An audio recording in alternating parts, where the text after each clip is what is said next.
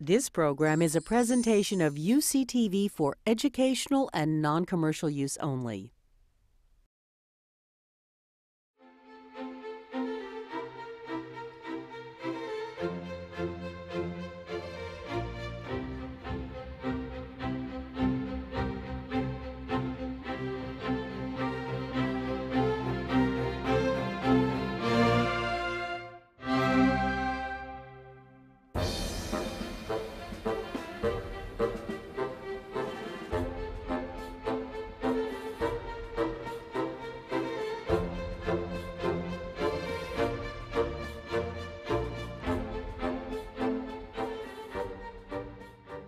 We are ready to move from the historical aspects of Darwin and his life and his scientific legacy into the insect world.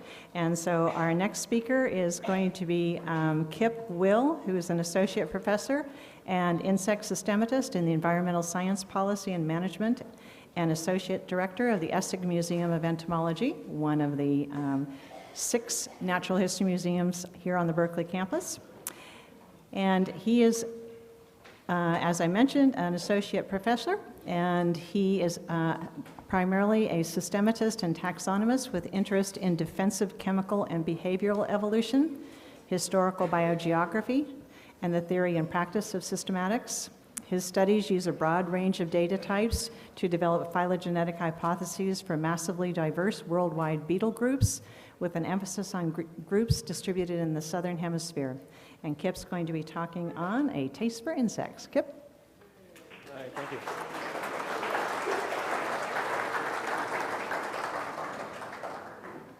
So how many of you ate some insects for lunch? Well, depending on where on Telegraph you ate, maybe not.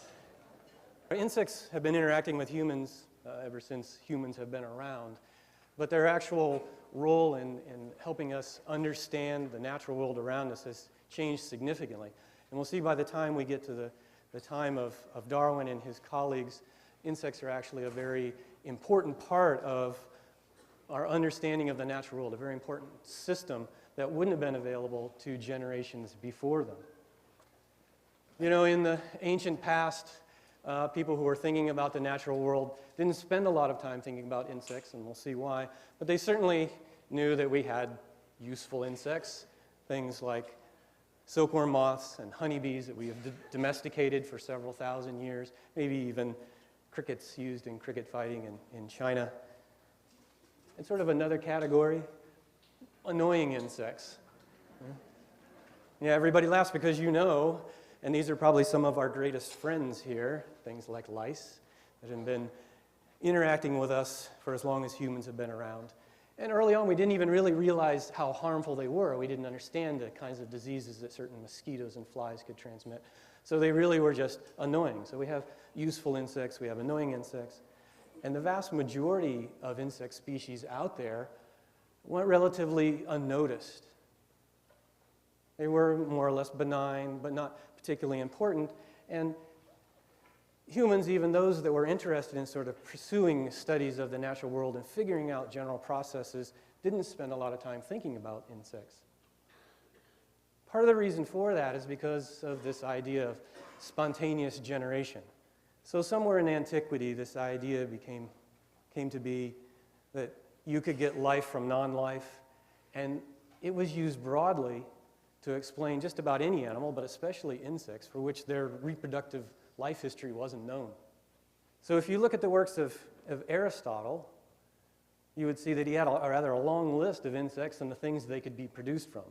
You could get insects from decaying mud, you could get insects from wax, you could get insects from fire. And even though he and others at the time, knew something of honeybees, they didn't understand the nuptial flight of honeybees and how the female can hold on to the sperm and fertilize eggs over the course of her life. It was kind of a mystery. And so what he recounts is not a natural explanation, but the Egyptian method of producing honeybees. So he claims. What you have to do is you go and you find a bull. You slay the bull. You bury the bull into the ground so it's just his horns are sticking out.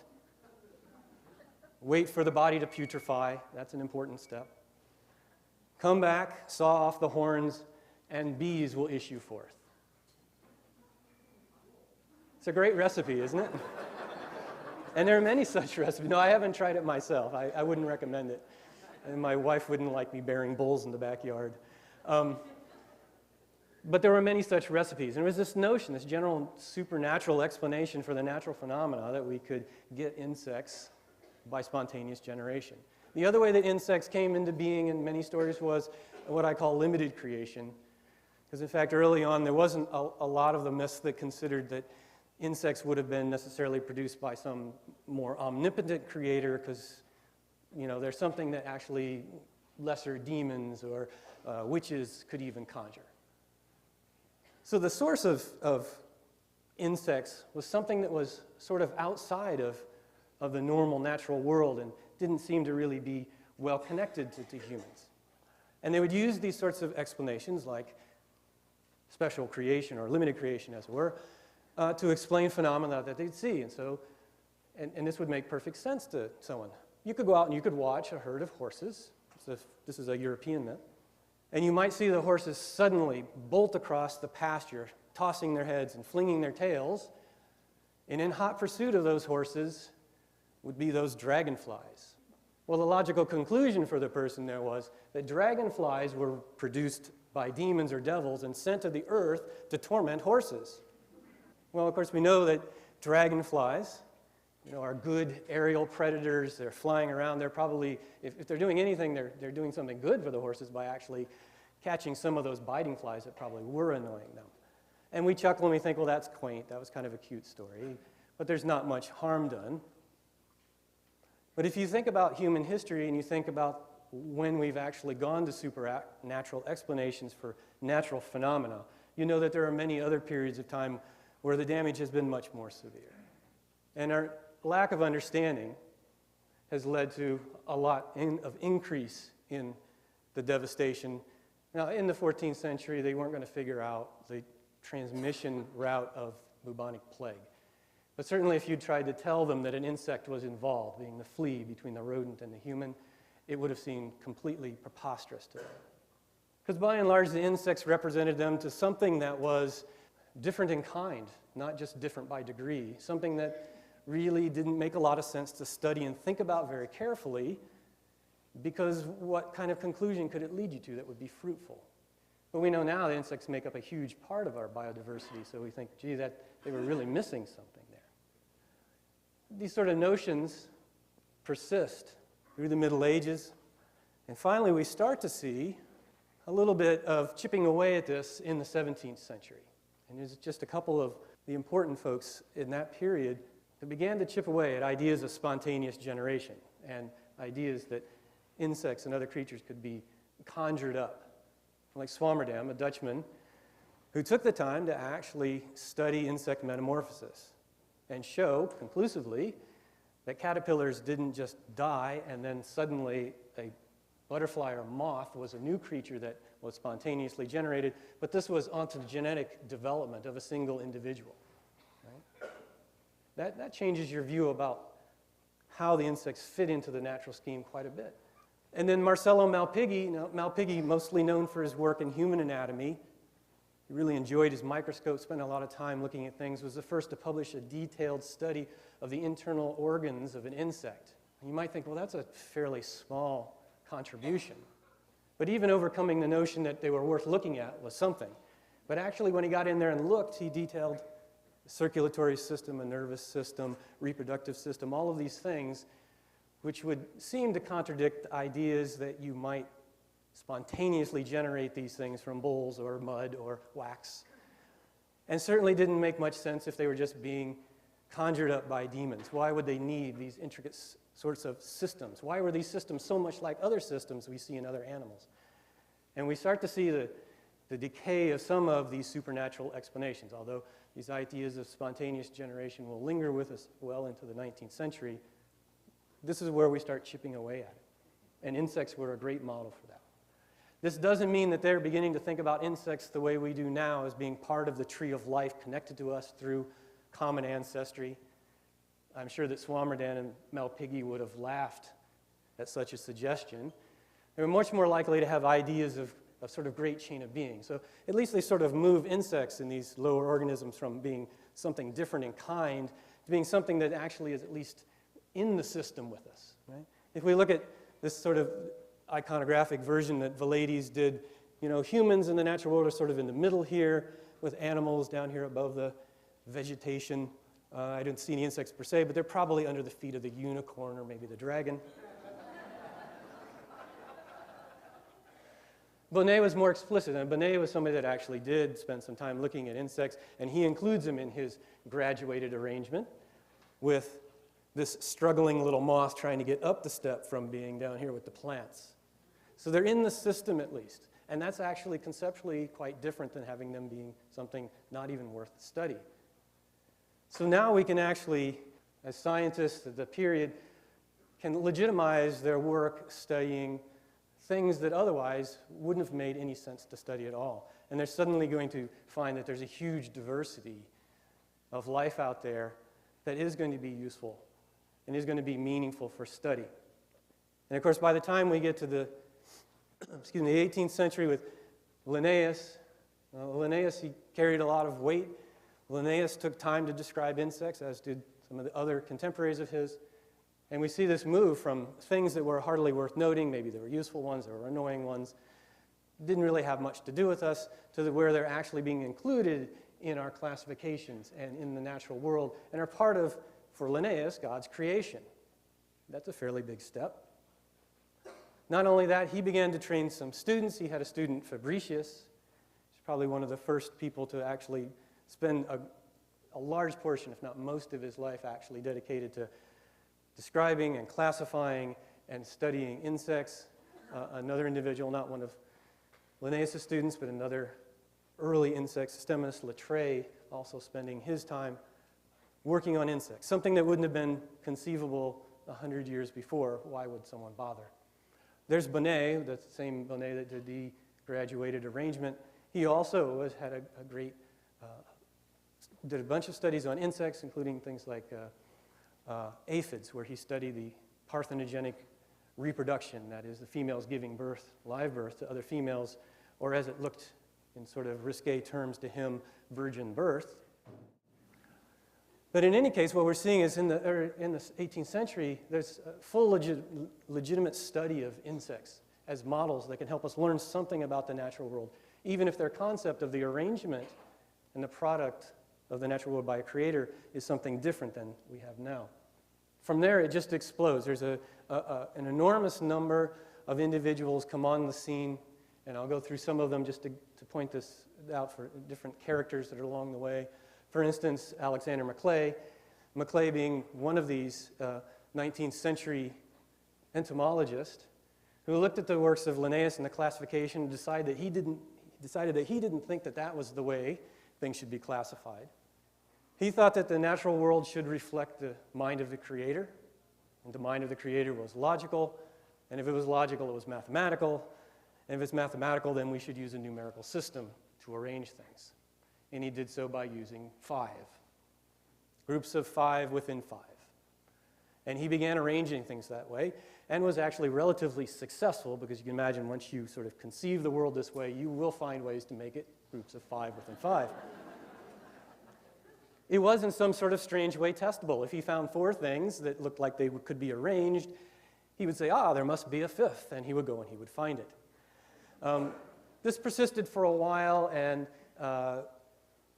some people actually took this to extremes. I think it was the people who were classifying birds went so far as to make some arrangements that were so ridiculous that people began to take objection to it. And then Maclay also took a great deal of heat from a man named Strickland, who was a contemporary of Darwin and actually interacted with him a bit over early rules of nomenclature. And some of those early Strickland papers really took to task the quinarian system. And basically the burden of data. When they started looking at the natural world and collecting more and more, they realized you just couldn't shove everything into groups of 5. Even if it was 5 fingers of the creator, it wasn't going to work. But the important thing is that we have an entomologist here faced with a large diversity that's this new diversity. They're trying to digest it. They're really trying to figure out these similarities and homologies and relationships, and maybe they struggle in the wrong direction, but they struggle nonetheless.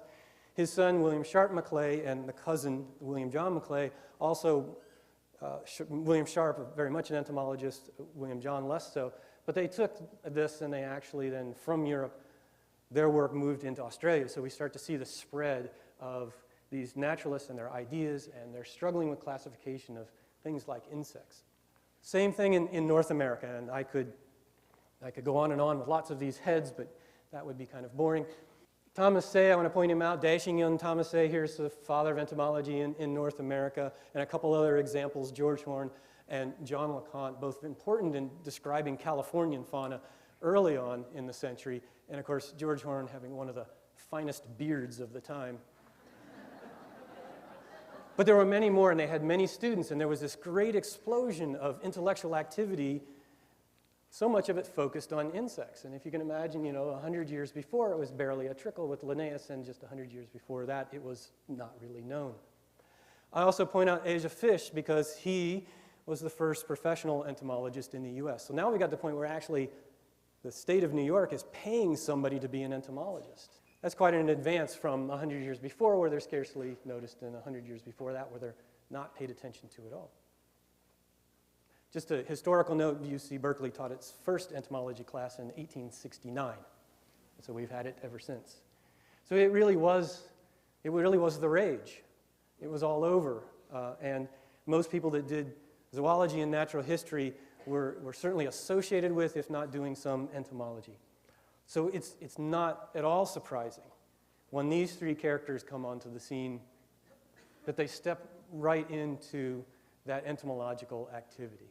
That being Darwin, which I like this steely-eyed look. And two younger men, younger than Darwin, Wallace and Bates, Henry Walter Bates. All of these spent more or somewhat less, but mostly they spent a good deal of time collecting insects. All of them expressed their fervor for collecting insects. It was really something that was very much the trend. It was very a suitable thing for young intellectual men to be out doing with their umbrellas and their beating sticks, collecting insects and studying them. There's sort of this social environment of the people that they meet and the contacts, and having these meetings, going out, collecting, naturalizing, and discussing ideas. This is a very important part of both Darwin's trajectory and Wallace and Bates, who were younger and were together doing these things. And this was possible because we had reached a point in history where the study of insects and entomology was something that was now very important. The building of collections, which is sort of the result of much of this, had been going on for a while, and it was the case that most men that had a reasonable amount of means, or one of those country vicars or whoever it was, had sort of little cabinets of curiosities, and they were building up collections, and it was quite a nice hobby, and insects were a perfect part of that, and many of them collected shells and other kinds of natural artifacts, and including insects. It was also becoming a source of national pride, because this, of course, covers a period of exploration and colonization around the world with a huge amount of material that is flowing back to Europe. And so part of the national pride was establishing and maintaining and building a national collection that sort of represented your international power, in a sense. But that material had a great benefit to those that were studying that they were beginning to get a much broader picture of the world in all groups, in all kinds of collections, but particularly this is the case for insects. They were starting to get a sense of this, and they didn't have the sort of numbers that we have now, but they certainly had the notion that the arthropods, the insects, and other arthropods on the planet made up a tremendous number of species. Even in their own backyards, once they started really looking, they realized there was a tremendous diversity out there that needed explaining. And so naturalists like Darwin, Wallace, and Bates, they had this background, not just an enthusiasm for collection, which they definitely had, but also an understanding that if they were going to come up with general theories that were going to explain things about the natural world, they were going to have to spend time doing comparative studies, collecting and observing this big slice of the natural world. What a huge shift from when people wouldn't have even noticed insects for such a purpose because they were different by kind and not by degree. Darwin, see, this is the look he has when he sees one of those beetles, actually. That's why I like it. This quotation is pretty famous. Whenever I hear the capture of rare beetles, I feel like an old war horse at the sound of a trumpet. And he actually expressed many times during his life his enthusiasm for collecting, and particularly collecting beetles.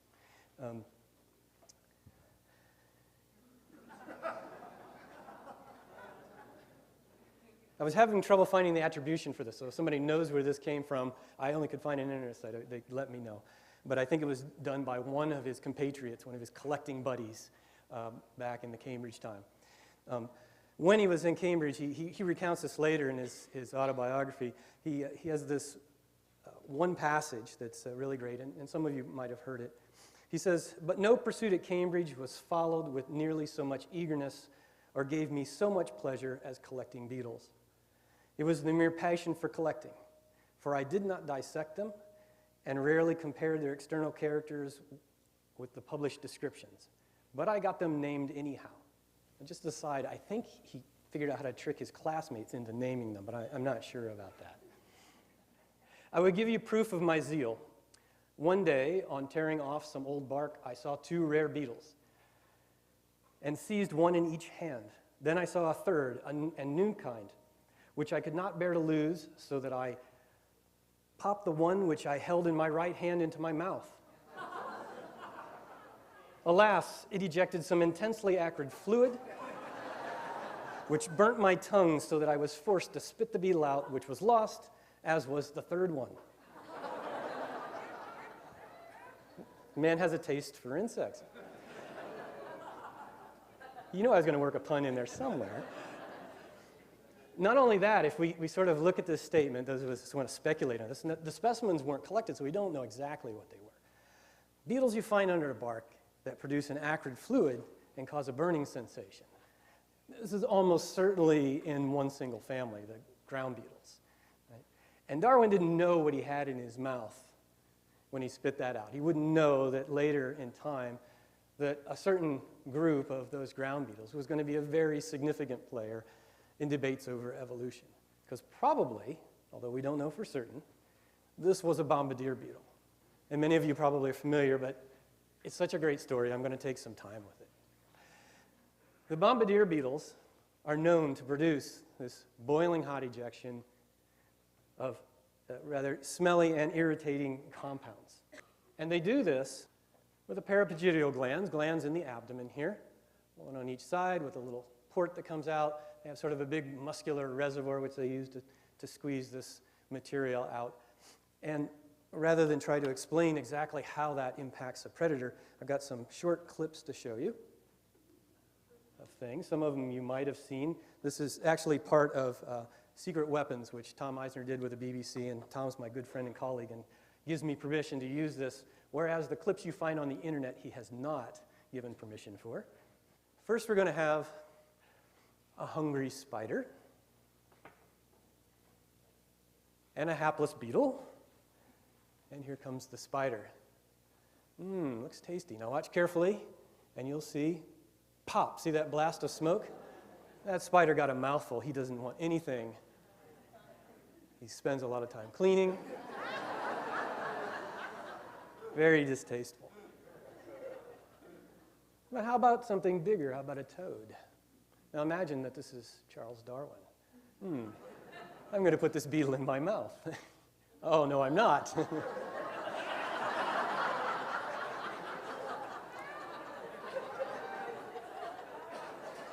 Let's see it one more time, just because it's that good. There it is. Now this one's stuck to his tongue, and he can't get it off, which he wants it off desperately.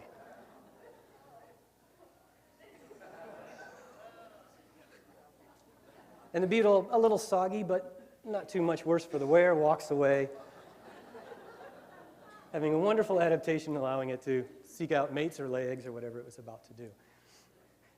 I've got a little bit of the video clip, which I didn't get a chance to digitize, but I want to show that also, because not only is it this wonderful interaction with the predators as a defense mechanism, but just sort of getting into the mechanics of it.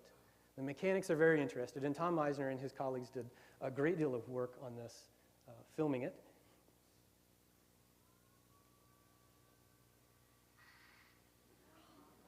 High-speed photography, we're getting to see this thing pulse its jets.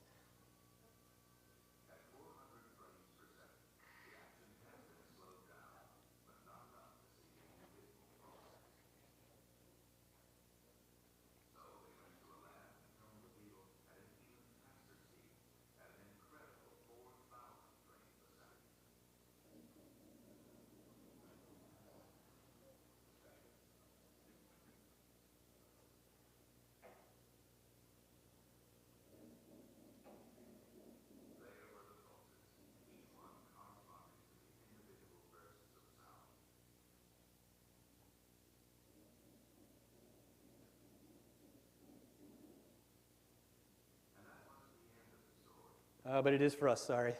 Like I say, check it out. It's a great video. I mean, what's more awesome than those beetles and that particular mechanism that they have to eject this boiling hot liquid? It's certainly one of the reasons that I work with defensive chemistry now. But let me explain a little bit about how it works, because then you can see a little bit of why it's so fascinating, why it's generated attention, and why it's generated some attention that maybe I wish it wouldn't have. So here we are, our beetle again. It's got its two glands. We've got some secretory cells at the top. These produce a couple of chemicals, hydroquinone, hydrogen peroxide, fairly straightforward compounds. Hydroquinones, quinones are something that's common in all arthropod cuticle. Hydrogen peroxide, not a very complicated cellular product there. It secretes those. They're stored into a reservoir with a nice tight valve on the bottom of it, and they sit there waiting for use. When the beetle is then agitated, let's say an ant or that spider or something grabs a hold of it, tries to eat it, it squeezes those muscles. It ejects some of that hydroquinone and hydrogen peroxide into a reaction chamber.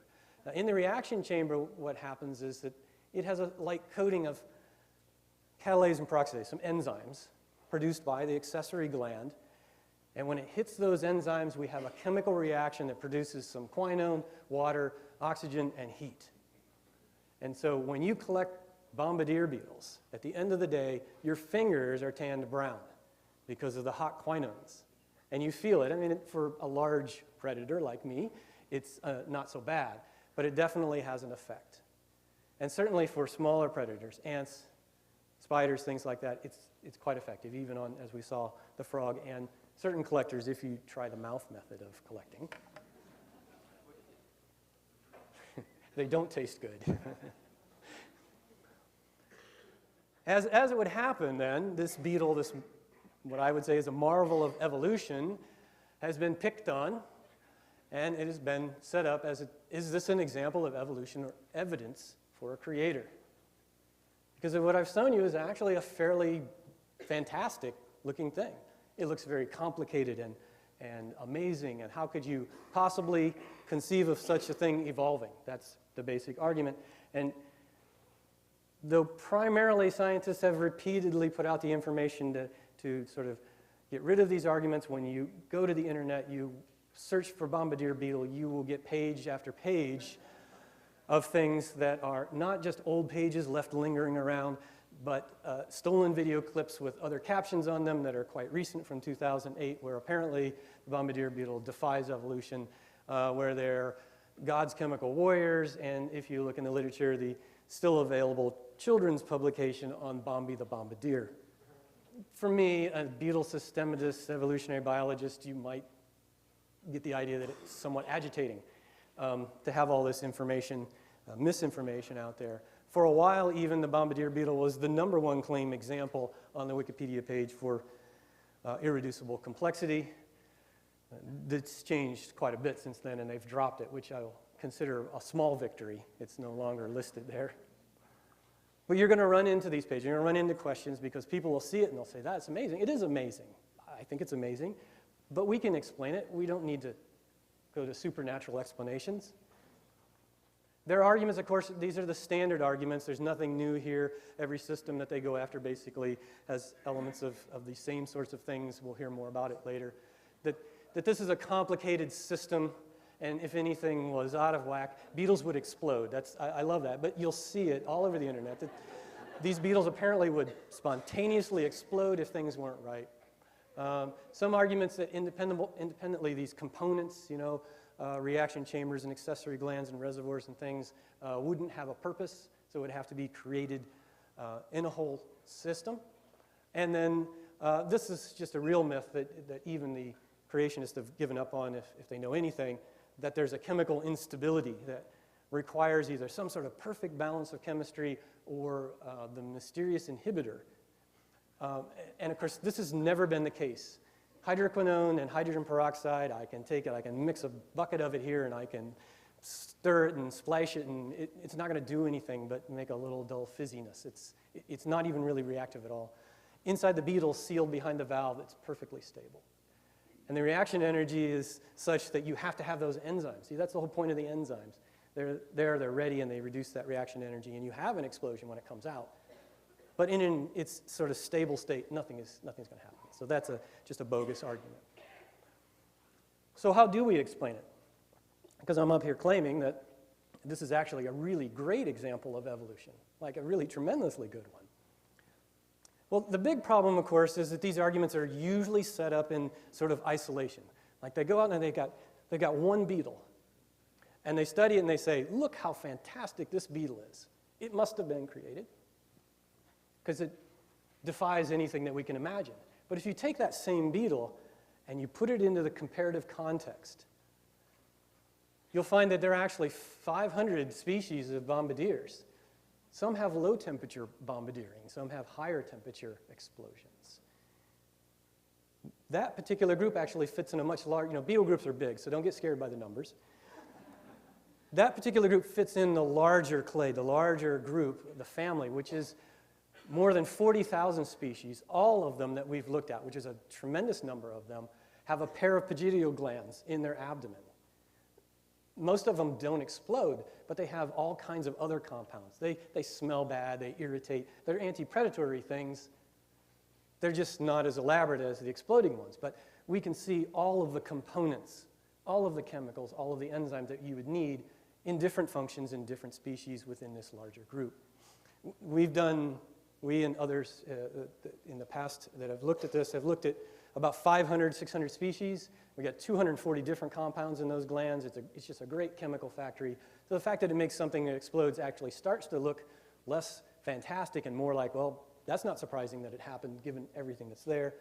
And of course, we have a huge variety of gland types that can account for all of the bits and pieces and various different functions in delivering these defensive compounds. So we actually have a really wonderful story that goes behind the bombardier beetle, and it's not at all a good example of the need for a supernatural explanation. The comparative context here is actually really important, because you can't do that if you just have one individual from one place in your hand. And this is something that Darwin and Wallace and Bates all knew and was part of why they were stimulated to go out and collect. Part of they enjoyed collecting, of course, but they also saw a practical side of that. If they were going to explain natural phenomena in general terms around the world, so they're going to have to account for things like insects. They're going to have to go out and look around the world to collect that material, to bring in sufficient amounts of it to have a comparative database to be able to find the natural explanations for the phenomena that they see. And Darwin pursued that throughout his career, really, but very much during his trip on the Beagle, although when he was on the Beagle, on the trip around the world, he had a great many things to do, not just entomology. He was doing paleontology, geology, meteorology, collecting birds and plants. And so the entomology fell into place amongst that. And so he collected a good number of specimens, things that are important, together with his servant Sims Covington, who was also a good collector, to send back. But it was just one part of his overall thing, but an important part. He sailed around and he found himself on these wonderful and strange shores in southern South America, and he always took time, even if it was just for a little, to collect the insects, particularly the beetles.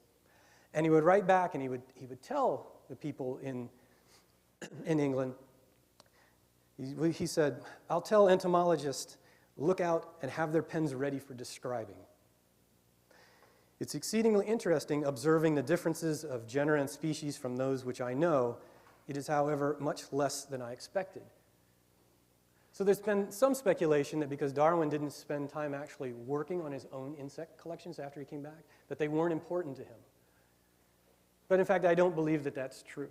Certainly he took time to collect them, and he had a notion of what he was collecting. He knew things that were new, and yet he also had this notion that there was a connectivity, that these things weren't so isolated and different, that they were something completely unknown and not somehow connected to the beetles and the other insects that he knew from his training in England. Now, he stomped through forest in southern Chile, someplace that I've been, and he actually didn't like it very much there. If you read his account, it was kind of cold and miserable and thick and dense, and collecting is very difficult, very difficult. Nonetheless, he did end up collecting some wonderful things. It's just a few examples of those. Some of these things end up getting named for Darwin because he collected the specimens or things that he actually discusses in terms of their odd sexual dimorphic characters and things like that. So these are important. And he sort of stows away this information. He sends most of his specimens out to colleagues that he thinks can do the best job with it. So people like Waterhouse and Kirby and others receive the beetles from him, not because he didn't care about the beetles, because he actually cared a great deal that someone would actually name them for him, which kind of leans back on his Cambridge days when he was getting people to do the naming for him as well. Now, he knew that he had so much material and other directions that he needed to go, and he didn't send the stuff immediately to the British Museum because he said that they were too much collectors and not enough natural historians, and he wanted the material worked on. And he did complain later that the entomologists worked too slow, but there's a lot of work to be done, what can we say? But Waterhouse was among one of the people, and Kirby and others, that if you go through the origin, you see references to insects and particularly beetles, which is in most of the chapters. You'll see a reference or two at least. He often says, here's some observations about insects or beetles that was done by Waterhouse, and I've also seen it, or something like that. So he does attribute them. It's very important to him, this comparative method of going out, collecting things, observing them in the field, and then making sure that they get into collections and are worked on. Now, by the time that Darwin gets back, and he actually publishes on his voyage, then we come to the period of time when Wallace and Bates come onto the scene, being younger, a different route through the system, self-trained, very intellectual, very ambitious. I can only imagine what fun it must have been on those early collecting trips with Wallace and Bates together, scheming, having read stories like Edward's book on a voyage up the river Amazon, probably knew well the voyage of the Beagle, and other such stories that were coming back to these 20-somethings that were really fired up in this atmosphere of natural history and entomology. And they schemed together, Wallace and Bates, to go to the Amazon and collect. This was going to be their great adventure, or one of them. And they went and spent some time together collecting. Actually, only the first 3 years were they there at the same time, and Wallace was then going to return. Wallace had a bit of bad luck towards the end. He had collected thousands of specimens and had them shipped down the river, expecting they were going to go back to collections in England and other parts. When he had decided to return, he found out that his younger brother, who had been in Brazil, had contracted yellow fever and died. When he showed up at the port, his goods were actually still there. Most of them had not been shipped back, so he had to figure out how to get passage for himself and his collections back to the islands. So he did. He worked this out. He got himself passage, got the material on there, and bad luck struck yet again for Wallace, and it caught fire and the ship sank. So losing thousands of specimens. Now, Bates and Wallace primarily were collecting insects, and so their collections were quite large, but also other things, including some live examples of animals and so forth. And as the story goes, there was only one living specimen that was still alive. It was a parrot, apparently, that could fly from the burning vessel. And though people have looked, they've never been able to find that specimen in any museums. We don't know the disposition of that. But likely, because the men had to spend 10 days on the lifeboat, Wallace had one last chance to see if parrot tastes like chicken. But Bates had a much better trip. Bates stayed for a total of 11 years. They went there in 1848. He stayed for 11 years, so he returned in 1859 with his collections from up and down the Amazon River. In total, Bates collected almost 15,000 species when his time there. 14,000 of those were insects. 8,000 of them were undescribed. It was quite an amazing trip. He was an amazing, amazing collector and an amazing naturalist and observer. So on his return, he also wrote a book. This was sort of part of the way that these naturalists work. They would get these expeditions. They would go out. They would collect. They would make these observations. They'd come back, and they would produce a number of different works, some more technical, some more for the public. So Bates produced The Naturalist on the River Amazon, and that book is introduced by Darwin, and Darwin actually really raves over it. And of course, he had come back in 59, so it took a little time to process the material. But the great thing is that all of this material that Bates had collected, all of these observations that he made, when he returns and he encounters the origin of species, suddenly all of this stuff makes fantastic sense. And I'm sure that he was thrilled to be able to say, look, I've got this wonderful data set of comparative material from my time in the Amazon. Let's test some of these ideas. And he did, and he published some wonderful things that were very important, including ideas about mimicry, having observed carefully things like heliconian butterflies and other insects in the tropics, and seeing that some of those that were unpalatable or somehow protected and had very distinctive patterns were mimicked by others that had no protection at all and would have been quite edible if you were eating insects. And this particular theorem it meshed very well with the ideas of evolution and natural selection. It was a perfect fit. And many, many studies have been generated since Bates came up with the initial story, many of the nuances of mimicry and different kinds of mimicry and how mimicry can come up. But the initial idea was really a brilliant observation of Bates during his time in the Amazon. And of course, this is a slide full of things that you might look at and might not want to touch any of them. Because you're thinking, oh, that looks like something that could sting me. But in fact, I can tell you that none of these could actually do any significant harm. We have a moth, a beetle, a fly, and a neuropteran, a sort of lacewing kind of thing. None of them actually have any significant sort of sting. They're probably all following some sort of model. Maybe not this particular one, but a model of that type. That sort of banded pattern is something that they can mimic in order to teach predators not to touch them. And Bates, this was part of his wonderful observations during his time there. So he comes back, he publishes this piece. Darwin looks at it and actually loves it and writes a great foreword to it. Wallace during that time, so we left him, having been with Bates, split off after the first 3 years. He then, he must have been a little upset. That was a pretty bad turn of events. But it didn't take him very long to recover. Now, for one thing, fortunately, he had some insurance on his cargo. So it wasn't a huge amount, but it was enough to keep him going. And he decided that what he was going to do was not strike out back to South America, but to go somewhere even further and wilder and more wonderful, and that's the Malay archipelago.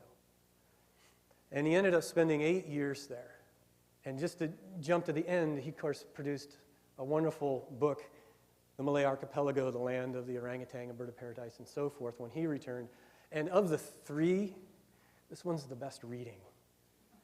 Some critics have said that Wallace actually never wrote a boring line. It could be. His writing is quite good and very entertaining. As long as you can put the hunting and shooting of orangutans into the 19th century context, it's okay. It's a different time then, so you have to read it and remember when it occurred. But it's a wonderful story of a naturalist with tremendous enthusiasm, with a great intellect, going out, developing a comparative database by observing and collecting. Of all the collectors, Wallace, he was one of the best. He sent back over 125,000 specimens to collections during his time there. about 65,000 of those being insects. And took a lot of his time to actually study the butterfly, moth, and beetle groups, because those were things that he actually favored, to develop various ideas that he came up with. You know that somewhere about halfway through the trip, while recovering from his fever, he comes up with his own version of natural selection, and I'm going to leave that because you basically know that story. But it was during this trip. And so not only was he out there collecting insects and hunting orangutan and bird of paradise, but he was thinking hard about the distribution of animals and why some animals are camouflaged, why male of these small beetles are actually combative against each other. All of these kinds of observations that he's making, and a keen observer is Wallace. Not only that, he has a tremendous enthusiasm for natural history and beetles and collecting, and he recounts that really wonderfully in the book. One section he writes, "I found a perfectly new and magnificent species. The beauty and brilliance of this insect are indescribable, and none but the naturalist can understand an intense excitement I experienced. On taking it out of my net and opening its glorious wings, my heart began to beat violently, the blood rushed to my head, and I felt like fainting.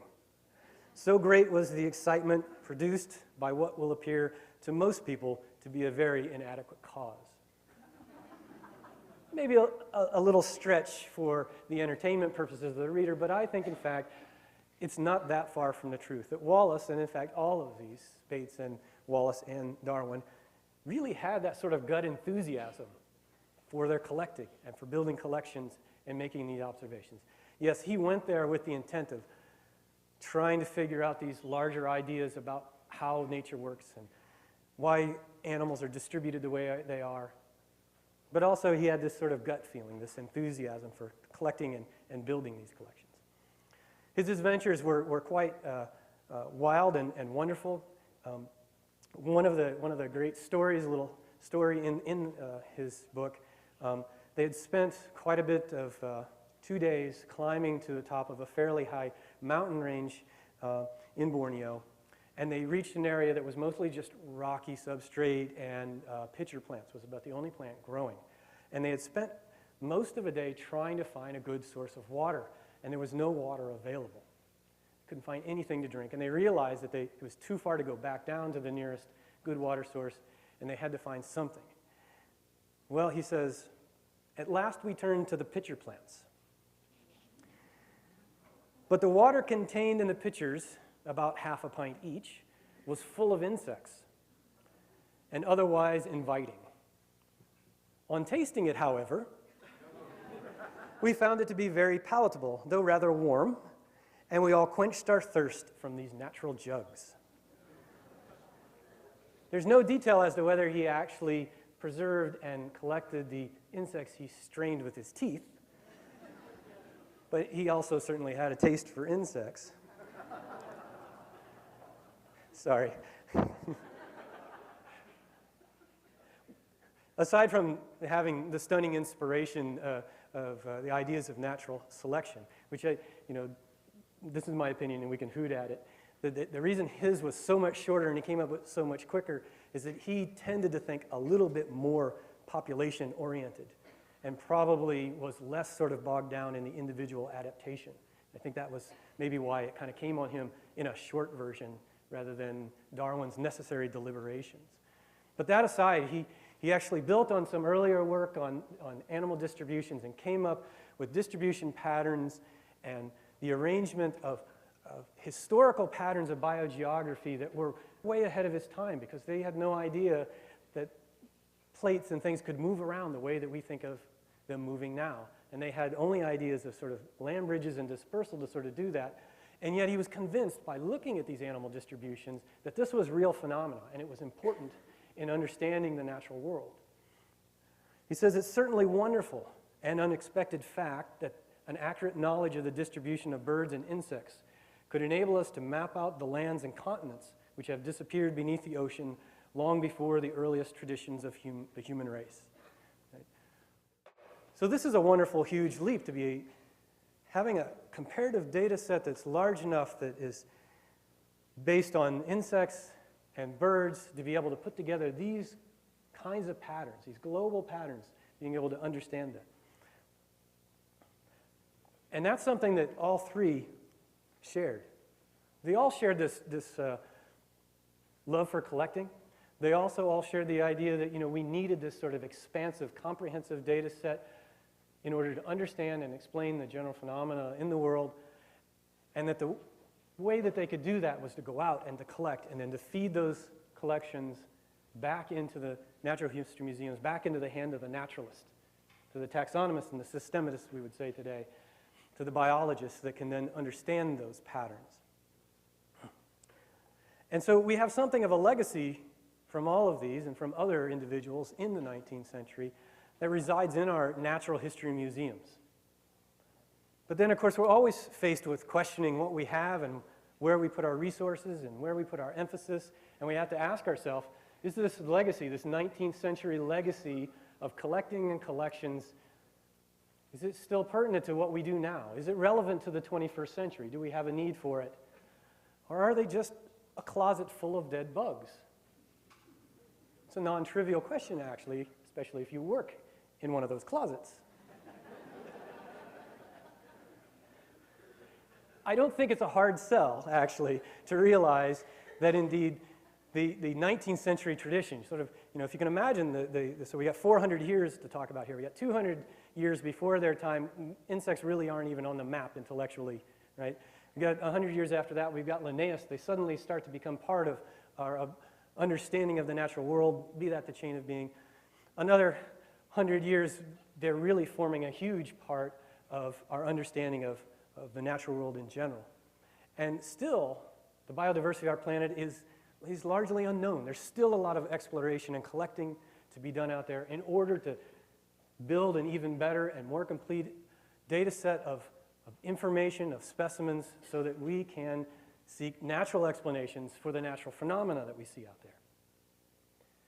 And yes, some of the things we do still looks an awful lot like the 19th century, but it's not in some sense. Indeed, the insects are out there and we still must pursue them and collect them. And this is the case for all natural history museums, not just for insects. But we have bigger and grander ideas than our umbrella and beading sheets. We can do things like canopy fogging, because we've realized that in the canopies of both the tropical and temperate forest is a huge undescribed diversity that we need to understand in order to get the general picture of life on our planet. And of course, they still are our source of comparative data.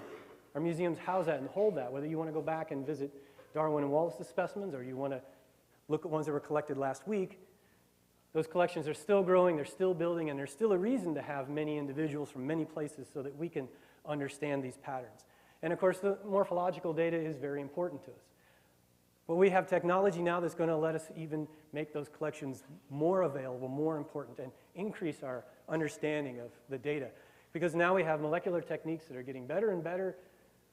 It's not inconceivable that we could go back and actually take DNA out of a specimen that Darwin collected himself and sequence it if we wanted to, if we had a question where that specimen was appropriate to do that. And so new material that's being added is specifically treated so this can now be done, but also our technology is going to allow us to even step back into the 19th century and sample from the samples they brought us back. Collecting has always been, and collections have always been, sort of a nexus for intellectual activity. We talk about Darwin and his sort of cronies, his colleagues, and the way that Wallace and Bates worked together, and they'd have these events, and they had their museums, and these really are intellectual nexuses that allow for exchange of ideas and things like that. But it's not just for us ivory tower scientists. It's something that now we realize we really can use these tools to reach out. And we really want to be able to take that enthusiasm and spread it around and make sure that we're reaching people that will have the seed for that enthusiasm and develop the next Darwins. And one of the ways we can do that is we have a number of programs like in the Essig Museum where we have expeditions that go to Chile. We have contacts with classrooms here where we go in beforehand, explain what we're doing. We're going down, and this is a biotic survey, so basically it's just a lot of collecting and collecting techniques The kids sort of follow along by way of the internet and can interact with us while we're on the expedition. It's a great thing, sort of blogging and video and questions going back and forth, so that they get a real sense of what collections and collecting is about and why it's important. Right here in California, we have a great program between the Natural Reserve System and our museums with the K-12 program, where we're actually getting students out there in the environment and doing the collecting and understanding what kind of data it takes, and then participating in these sorts of studies. So our natural history collections are also a nexus for this whole next generation of enthusiastic naturalists. We're finding that our historical data can tell us something about how we're impacting the world. Recently, between Dave Kavanaugh and Sean Schofield and the Cal Academy here at Berkeley, they've looked at these distributions of beetles and high elevations in the Sierras, and they can see marked changes in the population distributions. And these are clues to how climate change may be impacting our natural populations. And our museums are the sources for the historical data, but not only that, they're the sources for the data that we can use to build predictive models. And that's what we have in the MVZ, where they're using vertebrates and this wonderful data set that they have from previous surveys to not just look at what's happened already, but take those data and say, if we continue like this, what sort of things are going to happen? So museums aren't just an archive of dead insects with old data. They're actually extremely important to our ongoing research. And I think that actually Darwin and Wallace and Bates would be thrilled and amazed if they could see the size, magnitude, and importance of our natural history collections now. And so the question then that we often ask when we're thinking about where we're going to put our resources, our time, what kind of things we're going to teach, where will our next big idea in biology come from? We don't know what it is. I would say it's probably going to be from someone who has an understanding of what a comparative data set needs to be, how collections and collecting are important to building that, and I think above all, they're going to be somebody that has a taste for insects. Thank you.